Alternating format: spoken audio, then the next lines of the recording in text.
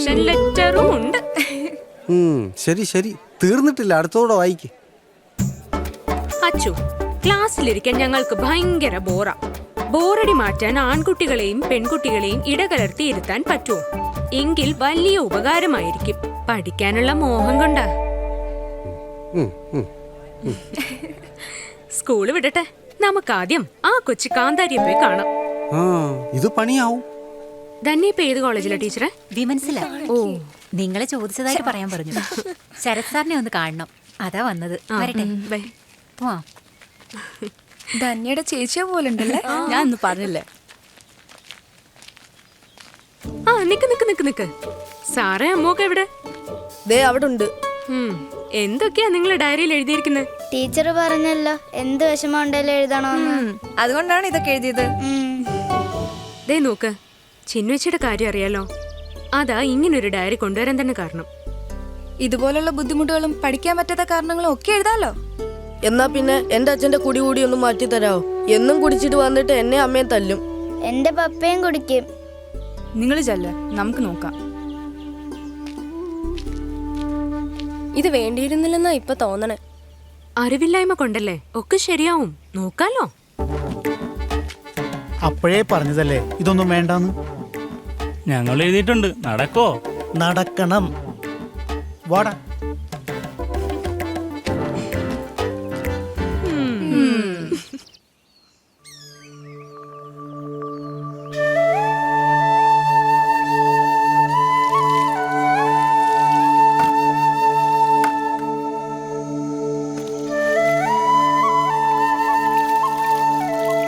ശരിക്കും school diary പണിയായല്ലേ ചേച്ചി? എന്ത് പണി? അല്ല, പിള്ളേരൊക്കെ ഏതാണ്ട് എഴുതിന്ന് കേട്ടു, അതാ ചോദിച്ചേ. എഴുതാനാണല്ലോ ഡയറി. നിന്നോട് ആര് പറഞ്ഞു? ഞാൻ അറിഞ്ഞതാ. നിനക്കവിടെ CID പണിയാണോ? ഒന്ന് പോയി ചേച്ചി. കഴിഞ്ഞില്ലേ മക്കളെ? വേണ്ട, ഞാൻ കൊണ്ടുവരാം. അമ്മ ചെല്ല്. ഇടി, അകത്തൊരു തുള്ളി വെള്ളമില്ല. അതിന് ഞങ്ങളില്ലേ ഇവിടെ. വെയിറ്റ് എടുക്കരുതെന്ന് ഡോക്ടറല്ലേ അമ്മയോട് പറഞ്ഞേ? 3 മാസം കഴിഞ്ഞില്ലേ മക്കളെ? ഇനിയിപ്പൊ സാരമില്ല. 3 മാസം കഴിഞ്ഞ് വെയിറ്റ് എടുക്കാൻ ഡോക്ടർ അമ്മയോട് പറഞ്ഞോ? എന്താ അമ്മേ, ഇത് നിസ്സാര സർജറി ആണോ? ചിരിക്കല്ലേ. ദേ, ഞങ്ങൾ 2 പെൺകുട്ടികളാ. പറക്കമുറ്റും വരെ അമ്മയുടെ ചിറക് തന്നെ വേണം. അപ്പോ അത് കഴിഞ്ഞാ വേണ്ടേ? നല്ല തമാശ.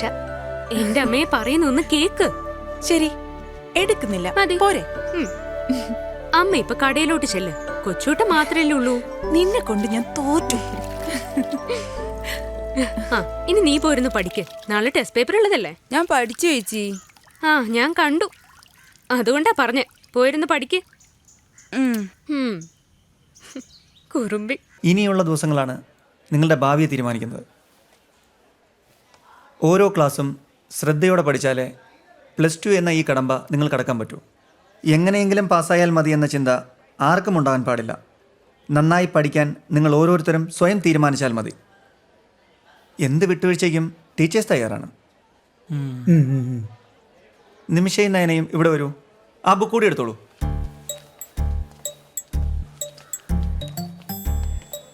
ഇങ്ങോട്ട് നിൽക്കൂ. സുരേഷും പൈസയും ആ ബുക്ക് എടുത്തു വാ. ഇവിടെ വന്ന് നിൽക്ക്.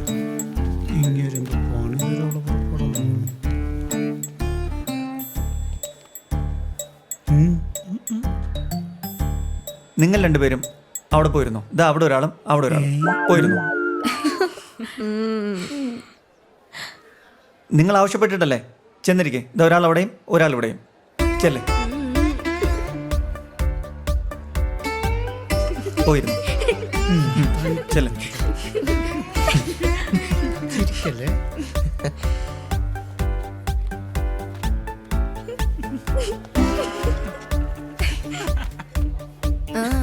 നോക്കിയാ കണ്ണൂത്തി പിടിക്കും.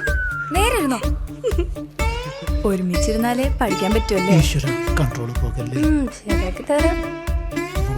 പണി കിട്ടിയല്ലേ? നിങ്ങൾ അവിടെ പോയിരുന്നു. വിനോദേ, അല്പം മാറിയിരിക്കെ. ശ്യാം ഒന്ന് നീങ്ങിയിരിക്കെ. ഈ കുട്ടി അവിടെ ഇരിക്കട്ടെ.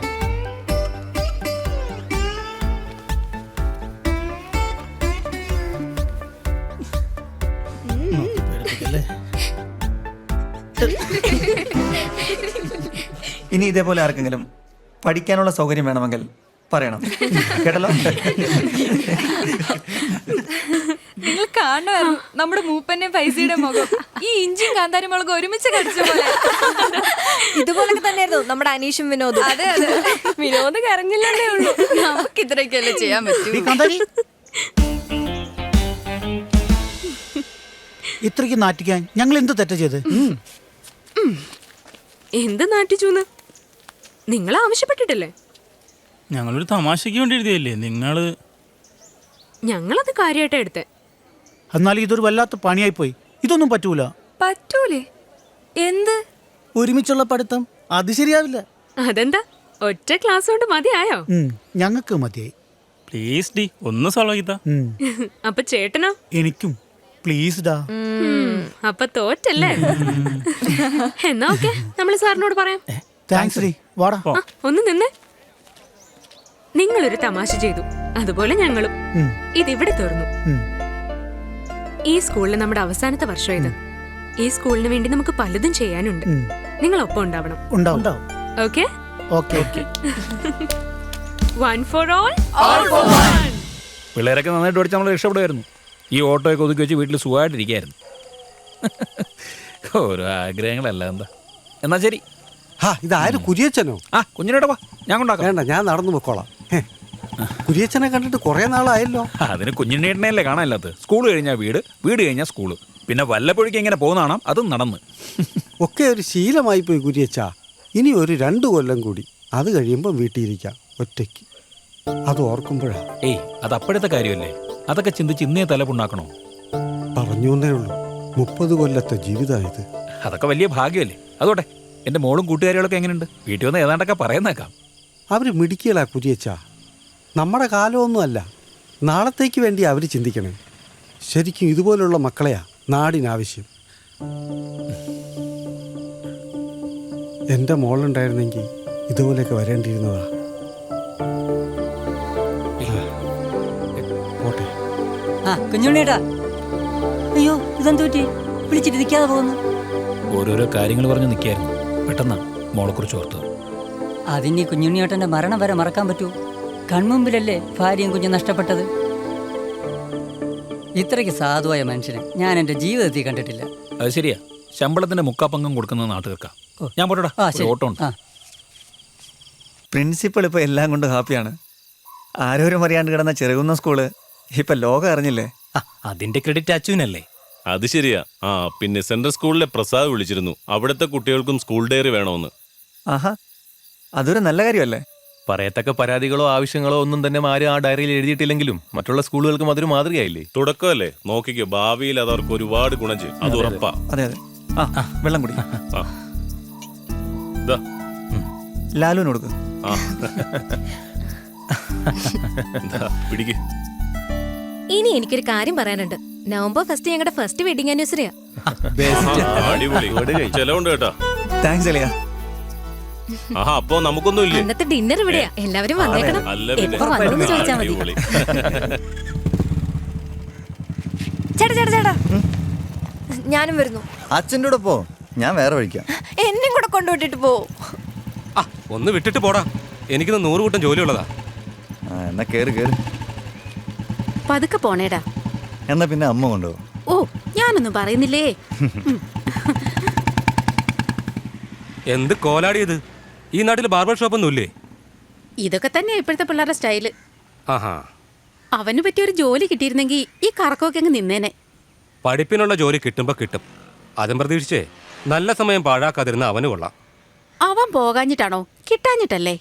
തിരക്കി കണ്ടെത്തണം. 100 കൂട്ടം ജോലികളാ ചുറ്റിനുള്ളത്. ഇന്നത്തെ കാലത്ത് അവനവനും കൂടെ വിചാരിച്ചാലേ ജീവിക്കാൻ പറ്റുള്ളൂ. അത് കൊള്ളാം. പറ്റിയ പാർട്ടിയോടാ പറയണത്. സ്കൂള് പോലും കണ്ടിട്ടില്ല. അത് എന്റെ കുറ്റം കൊണ്ടല്ല. പിന്നാലെ നടന്ന് പഠിക്കാൻ സമ്മതിക്കാതെ ഇപ്പൊ കുറ്റം പറയുന്നോ? അതാണ് എനിക്ക് പറ്റിയ ഒരേ ഒരു അബദ്ധം.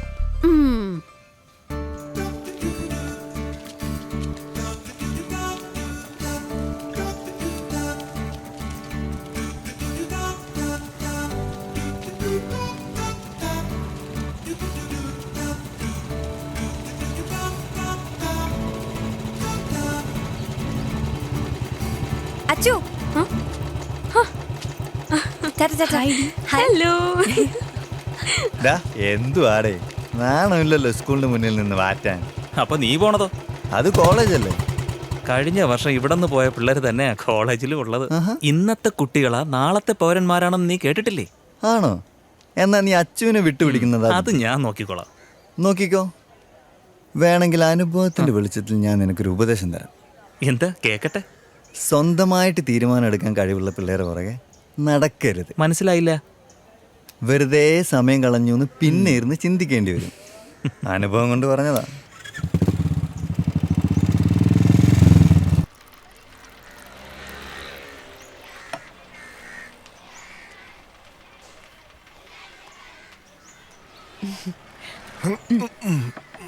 ഒന്ന് പതുക്കെ തിന്നടാ.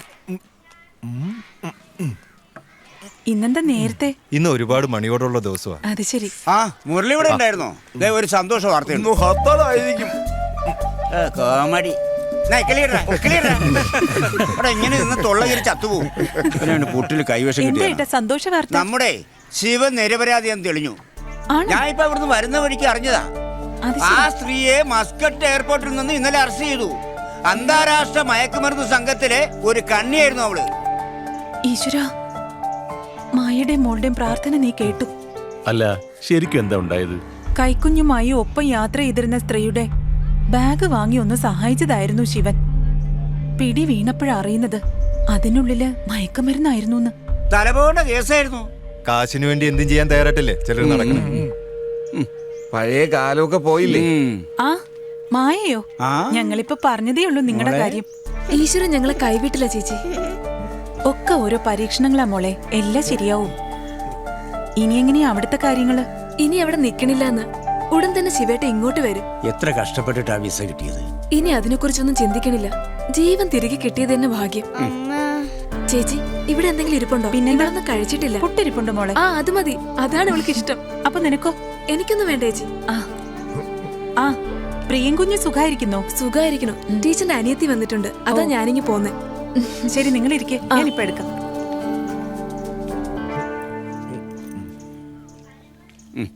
മതിയാക്കടാ. മോള് കഴിക്കേ.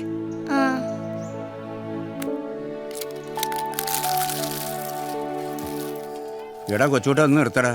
അല്ല, ഇവന് ശമ്പളം ഒന്നും കൊടുക്കണല്ലേ? കഴിക്കേ.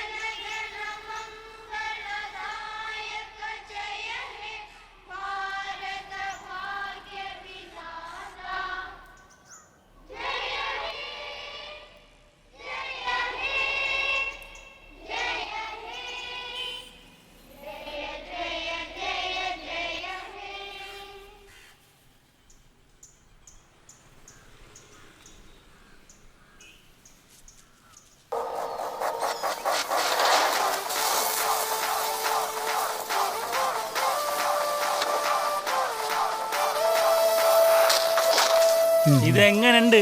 അടിപൊളി. മലയാള സിനിമയുടെ ചരിത്രാടാ. എന്നാ ഇത് കാണണ്ട. മിസ്റ്റർ ഡേവിഡ്, കണ്ടിട്ട് സിഗരറ്റ് വലിക്കുന്ന ആളാണെന്ന് തോന്നുന്നില്ല.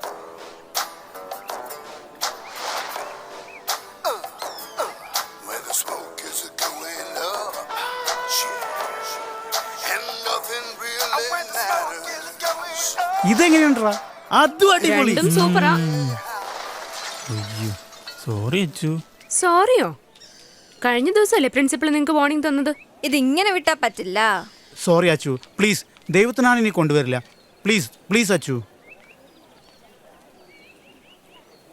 വിശ്വസിക്കാലോ അല്ലേ? ഇനി ഒരു കോംപ്രമൈസ് ഉണ്ടാവില്ല. ഓക്കെ അല്ലേ? ഓക്കെ പറയാലേ. ഓക്കെ. അച്ചു നീ വന്ന കാര്യം പറ. അതിന് ഞങ്ങളിപ്പോ അച്ചു പ്ലീസ്, പച്ചക്കറിക്ക് വെള്ളമടി, വേസ്റ്റ് കത്തിക്കൽ തുടങ്ങിയ കലാപരിപാടിയിൽ നിന്ന് ഇന്നത്തേക്ക് ഞങ്ങൾ ഒഴിവാക്കി തരണം പ്ലീസ്.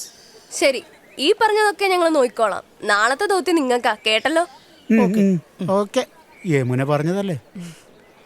ഇപ്പൊ ഞങ്ങൾ വന്നത് വേറൊരു കാര്യം പറയാനാ. എന്താ? നാളെ കേരളപ്പിറവിയാ. ശരത് സാറിന്റെയും ചാന്ദിനി ടീച്ചറിന്റെയും വെഡിങ് ആനിവേഴ്സറി. ഞങ്ങള് വൈകിട്ട് പോകുന്നുണ്ട്, നിങ്ങൾ കൂടുന്നോ? ഞങ്ങളെ വിളിച്ചിട്ടൊന്നുമല്ല, പിന്നെ ഒരു സർപ്രൈസ് ആയിക്കോട്ടെ എന്ന് കരുതി. അതൊക്കെ പോരല്ലേ? ആ ബോറാണെങ്കിൽ നിങ്ങൾ വരണ്ട. അതെ, ചേട്ടന്റെ ടാബ് ഒന്ന് കൊണ്ടുവരുമോ? കുറച്ച് ഫോട്ടോസ് എടുക്കാനാ. അത് പ്രിൻസിപ്പൾ അല്ലേ, നീയല്ലേ ഒറ്റിയത്? ഓ, അത് ഇതുവരെ കിട്ടിയില്ല അല്ലേ? കിട്ടും. അതിന് അവന്റെ അപ്പം ദുബായിൽ നിന്ന് വരേണ്ടി വരും. അത്രയ്ക്ക് ഗംഭീര സാധനങ്ങളല്ലേ അതിലുള്ളത്. ഇനി അതിന്റെ പേരിൽ നിങ്ങൾ അടി കൂടണ്ട, ഞങ്ങൾ വേറെ നോക്കിക്കോളാം. ഞായറാഴ്ച ഞങ്ങളും വരാം. ആ എന്നാ ഷെയർ ഇതാ. അതെന്തിന്? പിന്നെ കയ്യും വീശി പോണോ? ഗിഫ്റ്റ് വാങ്ങണം. അത് ബാഗിലിരിക്കുക, പിന്നെ തരാം. അപ്പൊ നിങ്ങളോ? അതും ഇവൻ തരും. ഓക്കെ, ഞങ്ങൾ പോവാ. ആ കാശ് ഇന്ന് വൈകിട്ട് തന്നെ വേണം കേട്ടോ. പറ്റിക്കോടി? ഇല്ല.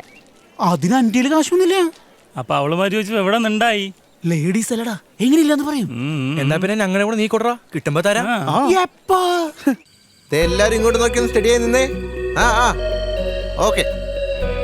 അങ്ങനെ ഞങ്ങളുടെ ദാമ്പത്യ ജീവിതം മഹത്തായ 2ാം വർഷത്തിലേക്ക് കടന്നിരിക്കുകയാണ്. ഇനിയും ഇതുപോലെ ധാരാളം കേരളപ്പിറവി ദിനങ്ങൾ നിങ്ങളുടെ ജീവിതത്തിൽ ഉണ്ടാകട്ടെ എന്ന് ഞാൻ പ്രാർത്ഥിക്കുന്നു. താങ്ക്സ് ഡാ. അടുത്ത വർഷം ഞങ്ങൾ ഒരാളെ കൂടി പ്രതീക്ഷിക്കുന്നുണ്ട്. എന്തായാലും നിങ്ങൾ വന്നത് ഭയങ്കര സർപ്രൈസ് ആയിപ്പോയി. അല്ല, ഒരാളെവിടെ? അടുത്ത വർഷം ഞങ്ങൾ ഈ സ്കൂളിൽ നിന്ന് പോകും. പിന്നീട് വല്ലപ്പോഴും ഓർക്കാൻ എന്തേലും വേണ്ടേ, അതാ വന്ന്. സത്യത്തിൽ നിങ്ങളോട് പറയണമെന്നുണ്ടായിരുന്നു, പക്ഷേ മറ്റുള്ള കുട്ടികൾക്കിടയിൽ ഒരു വേർതിരിവുണ്ടാകാൻ പാടില്ലല്ലോ, അതാ പറയാണ്ടിരുന്നത്. എന്തായാലും നിങ്ങളുടെ ഈ വരവുണ്ടല്ലോ, അത് വല്ലാണ്ട് ഞെട്ടിച്ചു കളഞ്ഞു. എന്നാ പിന്നെ കേക്ക് കട്ടിയാ? കട്ടിയല്ലേ? കട്ട് ചെയ്യണമല്ലോ. കട്ടിയട്ടെ?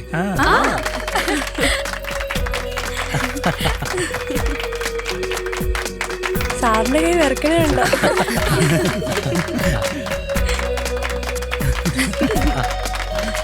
മതിയടാ മതി.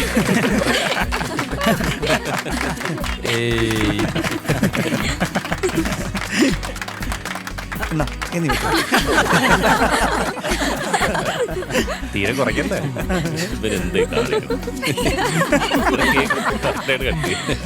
ഞാൻ എടുക്കാം. ഇവിടെ വലിയ പീസ് എനിക്ക്.